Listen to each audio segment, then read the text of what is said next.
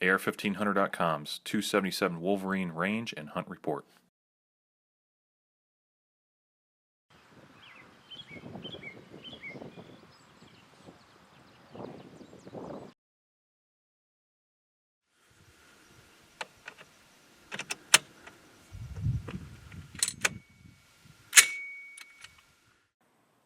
Hey guys, Will Chambers, AR15Hunter.com.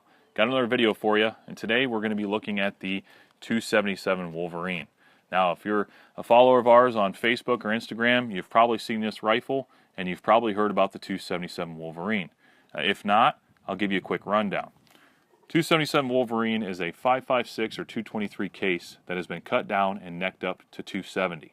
They're using similar projectiles that are found in the 6.8 SPC cartridge. However, the advantage here is that because they're using 5.56 223 brass, you get to keep all of the standard parts on your AR-15. The only thing you got to change here is the barrel and muzzle device. So you can use your 5.56 mags.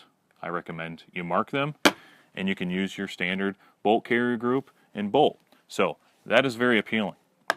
Now, if you've been watching our Facebook page, we've posted a lot of pictures of some of the animals we've taken, and we'll have some hunting clips here towards the end of the video. And you'll also see some of the groups we shot. So, how does it shoot?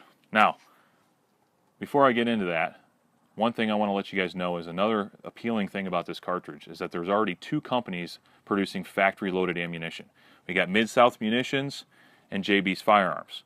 Both companies were kind enough to send us some ammunition to test for our range report, and obviously Mark from Mad Dog Weapon Systems was kind enough to hook us up with a 16-inch stainless steel 1-in-11 twist barrel and one of his custom engraved port door covers. Now, the reason I really like this port door cover is it reminds me that when I go into reach into the safe that this is the 277 upper receiver. So, how did it shoot? Well, as you'll see with the pictures posted up here, it shot really well. In fact, it exceeded my expectations. Being that this is a cartridge that, in my opinion, is designed for mid-sized game, out to maybe 250 yards, I didn't necessarily expect really great accuracy. Not saying I expected to shoot poorly, but being that it's intended for larger game, you have a larger kill box area to work with. So I was hoping for 2 MOA, 2 to 2.5 MOA would have been extremely acceptable. However, it really outperformed that. Our average over all of our groups that we shot at 100 yards, and these were 5-shot groups, shot in succession and not just cherry-picked groups, was 1 MOA. And when I mean 1 MOA, I don't have the average in front of me, but it's like 1.03 MOA or 1.06 MOA. So, and that was the average. Now, we had a lot of groups that were sub-MOA, and we had a couple of groups that were over. I think our largest group was 1.3 MOA, and our smallest was 0.6. So, very happy with the performance, especially when you consider that the 16-inch barrel that we got here from Mad Dog Weapon Systems only costs about $210, $215 retail, and a lot of times they'll have sales where you can get them around $175, and that's shipped to your door. So very impressed with the performance of not only the barrel itself, but also the ammunition from Mid-South Munitions and JB's Firearms. So very happy with how it shot. I took several groundhogs. I want to say a half a dozen or so groundhogs with this. Now, being that I only have a 1.5 to 4 power Leopold Mark AR scope on here, I didn't take any real long shots, but because simply it's hard to see a groundhog through a 4 power scope at 250 yards. However, I did take several from anywhere from 60 out to 150 yards, and the performance of the 277 Wolverine was excellent.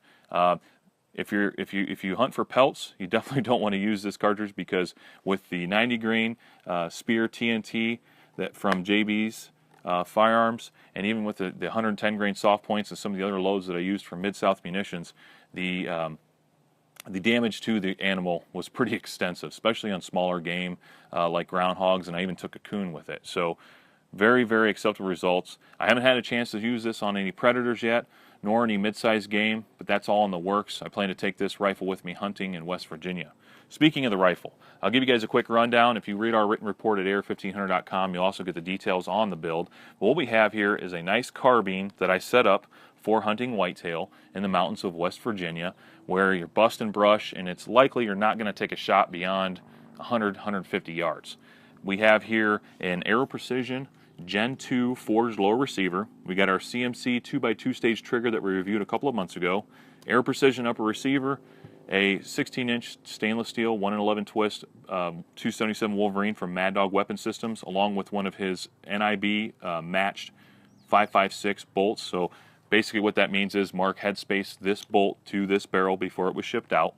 And we've got a 15-inch ALG Defense EMR version 2 rail system and a standard carbine collapsible stock. So what we have is a nice, well-balanced, lightweight hunting rifle that I plan to take deer with as well as predators this fall and winter.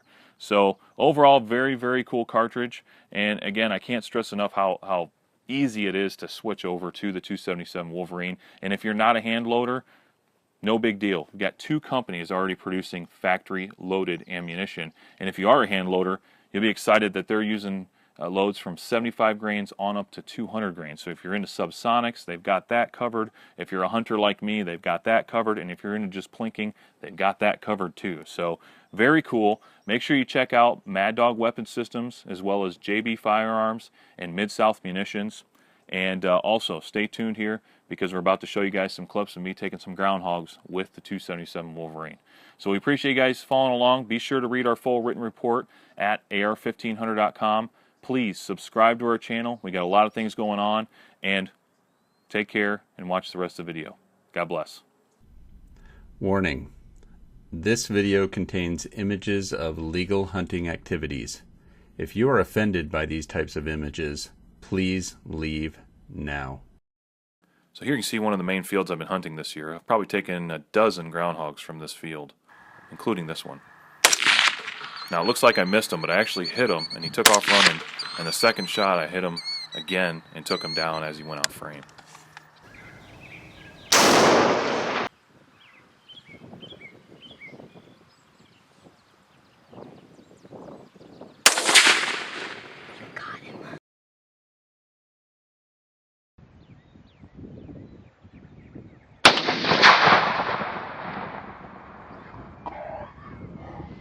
Now here I just got done shooting the groundhog that you saw previously, and as I was walking out to go check on the kill, I happened upon another groundhog that was over by the rocks to the right.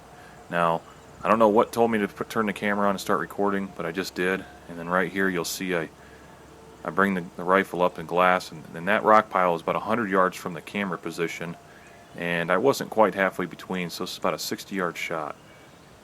And you'll see the target crosshairs come up here in a second. And he's down. Thanks guys for watching. Make sure you click here to subscribe to our channel. Click the logo to read our full written report at AR15Hunter.com. And also please don't forget to like our video. Thank you.